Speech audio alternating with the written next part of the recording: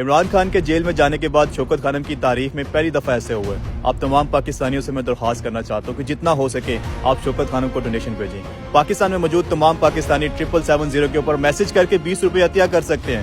اس کے علاوہ پاکستان میں بیٹھ کے آپ ایزی پیسہ استعمال کر کے بھی شوکت خانم کو ڈائریکٹلی ڈونیٹ کر سکتے ہیں۔ ابھی جائیں ایزی پیسہ کی ایپ اوپن کریں، وہاں پہ ڈونیشن والا آپشن ہے، اس کو کلک کریں گے سامنے ساری چیریٹی کی آرگنائزیشن آ جائیں گی، اس میں سے آپ نے شوکت خانم کو کلک کرنا ہے اور جتنے پیسے آپ ڈونیٹ کرنا چاہتے ہیں آپ ڈائریکٹلی شوکت خانم کو ڈونیٹ کریں۔